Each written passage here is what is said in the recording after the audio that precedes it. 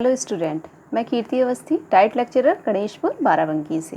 देखिए, अधिगम असमर्थता या अक्षमता के बारे में हम पिछले लेसन में पढ़ चुके थे कि इसकी प्रकृति किस प्रकार की होती है। क्या क्या पढ़ा था कि 1963 में सैमुअल क्रिक ने इस अवधारणा को प्रस्तुत किया और एक पर्टिकुलर शब्द दिया कि जो है अगर तंत्रिका तंत्र में किसी प्रकार की विकृति उत्पन्न हो जाए जिसमें कि जो है पढ़ने संबंधी, लिखने संबंधी, बोलने संबंधी, समझने संबंधी, गणितीय जो है अक्षमता संबंधी या तार्किक क्षमता संबंधी किसी प्रकार की विषम विकृति अगर उत्पन्न हो जाती है तो वह क्या कहलाएगी? लर्निंग डिसेबिलिटी या अधिगम अक्षमता के रूप में परिलक्षित होती है। तो ये हम लोग पिछले लेसन में पढ़ ही चुके थे। देखिए, आज जानते हैं कि किन कारणों से इस प्रकार की जो है लक्षण उत्पन्न होते हैं। तो देखिए, सबसे पहला क्या कारण है? वंशानुक्रम। अगर ये पूछा जाए क्या ये वंशानुक्रम जनित रोग है, तो नहीं, आवश्यक नहीं है कि यह वंशानुक्रम से ही हो, लेकिन इसका एक कारण वंशानुक्रम हो सकता है। देखिए, किसी प्रकार के गुणसूत्रों में विकृति उत्पन्न हो जाने पर या तंत्रिका तंत्र की रचना में विकृति उत्पन्न हो जाने पर तो ये हेरिडिटी जो है इसका एक लक्षण या एक कारण हो सकता है, लेकिन अनिवार्यता ये कहा जाए कि ये वंशानुक्रम जनित रोग है या जन्म से पूर्व ही हो सकता है तो ये आवश्यक नहीं है। जन्म के बाद भी या किसी भी आयु में हो सकता है। अच्छा, दूसरा है तंत्रिका या मस्तिष्क आघात से, है ना। तो दूसरा कारण क्या बता रहा है कि किसी प्रकार का तंत्रिका तंत्र में या तो आघात पहुंच गया हो, जैसे एक्सीडेंटल कोई केस हो गया हो, बालक जो है छत पर से गिर गया हो या कोई भयंकर चीज़ देख ली हो जिसके कारण इस तरह का जो है हो जाए, तो मस्तिष्क आघात या तंत्रिका आघात के कारण भी इस तरह के रोग हो जाते हैं। अच्छा, फिर उसके बाद वातावरणीय कारण। देखिए, वातावरणीय तो जो है बहुत, जैसे कि ऐसे कह सकते किसी जैसे हिरोशिमा नागासाकी में क्या हुआ था कि बम विस्फोट हुए थे, कई सारे रेडिएशन थे जिनका प्रभाव कई सारी पीढ़ियों तक होता रहा, है ना। तो ये वातावरणीय कारण हो गया। या किसी प्रकार का पॉल्यूशन बहुत बढ़ गया हो, या आजकल मोबाइल का बहुत ज़्यादा उपयोग हो रहा है तो इससे निकलने वाले जो रेडिएशन है ये भी तंत्रिका तंत्र पे प्रभाव डालते हैं, मेमोरी शक्ति को क्षीण करते हैं। तो इस तरीके के वातावरणीय कारण भी उतने ही जिम्मेदार हैं जितना कि वंशानुक्रमिक कारक जिम्मेदार हैं। फिर उसके बाद अगला और इम्पॉर्टेंट है कि जन्म पूर्व स्थितियाँ। ये देखिए बहुत इम्पॉर्टेंट कारण है। जन्म पूर्व स्थितियाँ यानी गर्भावस्था के समय जब बालक माँ के गर्भ में होता है उस समय यदि किसी प्रकार का मस्तिष्क आघात पड़ गया हो, बहुत ज़्यादा डिप्रेस हुआ था या किसी अल्कोहल का या पॉइजन का उपयोग कर लिया गया हो, तो ऐसी जो है अवस्था में भी ये जो है अधिगम अक्षमता से संबंधित रोग हो सकते हैं। देखिए, इस रोग के कुछ सामान्य लक्षण हैं।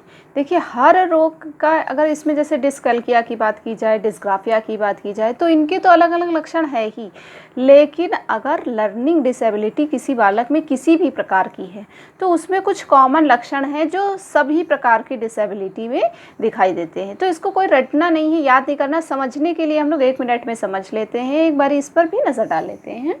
देखिए, सबसे पहले तो इसका क्या लक्षण होगा? स्मृति कमजोर। ऐसे बालक की मेमोरी पावर कमज़ोर होगी, वो बहुत समय तक कोई भी चीज़ याद नहीं कर सकेंगे या बहुत ज़्यादा कंटेंट याद नहीं कर पाएंगे।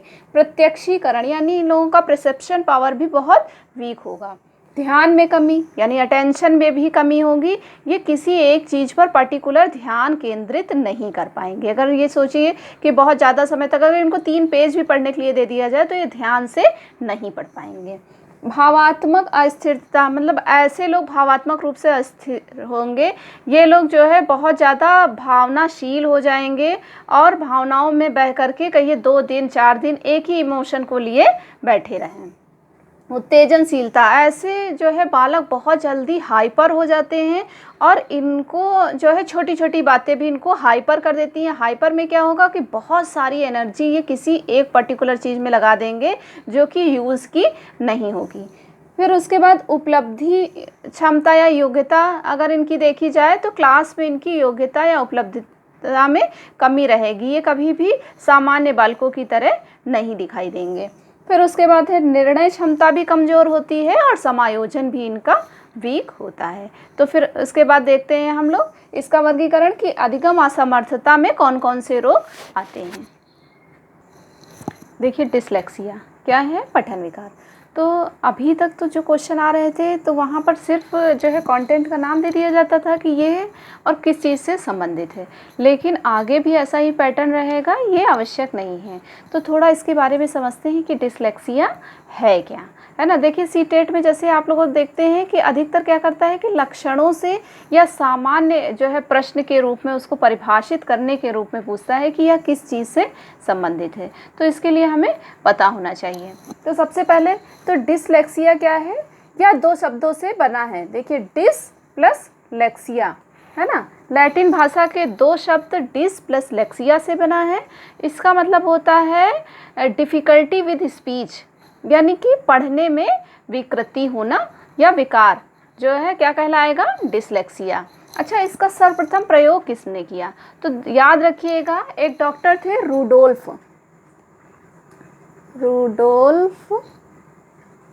बर्लिन।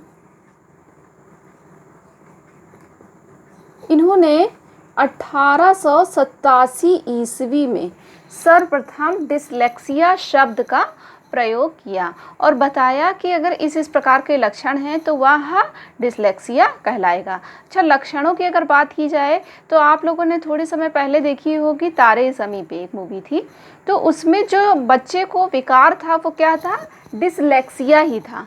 बिल्कुल आप उस मूवी को देखेंगे तो पूरे इसके लक्षण आपको स्पष्ट हो जाएंगे। तो सबसे पहले तो यह पठन विकार है, तो इसमें क्या होगा, पढ़ने में दिक्कत, पढ़ने में कठिनाई,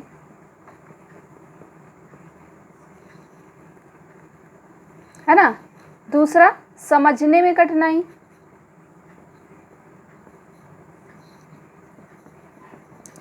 यानी कि जो लिखा हुआ है वो पढ़ नहीं पाता है या जो लिखा हुआ है उसको समझ नहीं पाता है। जैसे कि अगर समझने में कठिनाई का है तो क्या होगा, जैसे बी को डी समझना, है ना। इसी प्रकार से जो है डब्लू को एम समझना, डब्लू को एम समझना या एम को डब्लू समझना, या फिर इसी प्रकार से वॉस या श में अंतर ही नहीं कर पाता है कि वॉस लिखा है या सौ लिखा है।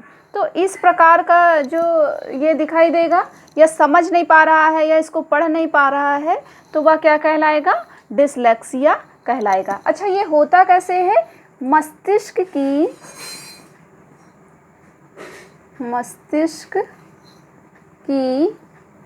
बाईं शंखपाली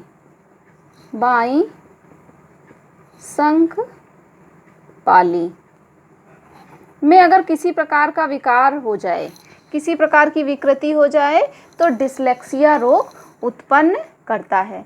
अच्छा, इसको समझने के लिए, याद करने के लिए एक चीज़, जैसे लिरिक्स, देखिए ला से आ रहा है ना, लिरिक्स मीन्स क्या होता है, बोलना, है ना, या आवाज़ लिरिक्स कहते हैं ना। तो उस प्रकार से इसको याद रख सकते हैं कि बोलने में या पढ़ने में, बोलने नहीं स्पेशली पढ़ने में अगर इस प्रकार की दिक्कत है तो वह डिसलेक्सिया कहलाती है। देखिए सी टेट 2019 में बिल्कुल सेम क्वेश्चन आया था। ये बच्चा धारा प्रवाह बोल नहीं पाता है, बोलने में वह बीच बीच में अटक जाता है, तो यह किस प्रकार की विकृति को दर्शाता है। तो कैसी विकृति होगी, देखिए धारा प्रवाह ना बोलना यानी पठन विकृति, धारा प्रवाह बोल ना पाना, धारा प्रवाह पढ़ ना पाना, दोनों क्या है, डिसलेक्सिया है। इसी प्रकार से अस्पष्ट उच्चारण, जैसे कि जो भी कुछ बोला जाए उसमें स्पष्टता ना हो, थोड़ा सा ऐसे जो है भुनभुनी से आवाज़, है ना, तो वो भी डिसलेक्सिया है। शब्द भंडार बहुत कम होना या शब्द भंडार ख़त्म हो जाना, अगर ऐसे बालकों को किसी चीज़ को एक्सप्लेन करने के लिए खड़ा कर दीजिए तो इनका एकदम से शब्द भंडार बचेगा ही नहीं कि वो अपनी बात को एक्सप्लेन कर ही नहीं पाएंगे। वर्णमाला बहुत कमज़ोर होना, यानी वर्णमाला ही नहीं स्पष्ट हो पाएगी। जब बी को डी समझेंगे, एम को एन समझेंगे, तो ऐसे बालक जो है पूरी चीज़ें नहीं कर पाते। या 3 और 6 जो हिंदी वाला 3 और 6 है इसमें अंतर नहीं कर पाते हैं। इसी प्रकार से बहुत सारी चीज़ें हैं। मान लीजिए बी और डी को आपने एक्सप्लेन कर दिया, एम और एन को एक्सप्लेन कर दिया, तो ये जी और एच को नहीं समझ पाएंगे। तो इस तरीके से इनके साथ समस्याएं हमेशा बनी रहेंगी। वर्णमाला के प्रत्येक शब्द में इन्हें कहीं ना कहीं दिक्कत होती रहेगी। जैसे अड़ा, अंगा और डा में अंतर ही ना समझ पाना, तो मतलब एक्सप्लेन ही नहीं होता इन लोगों को। इन लोगों का वर्णमाला बहुत कमज़ोर होता है और ऐसे बालक एक वाक्य को पूर्ण तरीके से नहीं बोल पाते हैं। एक वाक्य में 1 या 2 शब्दों को बीच बीच से गायब कर देते हैं। देखिए आज तक यहाँ से कोई भी प्रश्न नहीं आया है, स्पेशली सीटेट, यूपीटेट जैसी परीक्षाओं में, लेकिन आगे नहीं आएगा ऐसा कह नहीं सकते। तो एक नज़र डाल लेते हैं कि डिस्लेक्सिया के लिए तैयार टेस्ट, जिससे पहचान हो सके कि डिस्लेक्सिया क्या है और किसी बच्चे में है या नहीं है। तो उसके लिए एक टेस्ट है जो कि एलेना बॉर्डर ने 1973 में इसका निर्माण किया है ना, और 1973 में। और टेस्ट का नाम है board test of reading spelling pattern. एक बार फिर से, board test of reading spelling pattern. और भारत में भी इसके लिए एक टेस्ट तैयार किया गया है। भारत में जो तैयार टेस्ट है उसका नाम क्या है?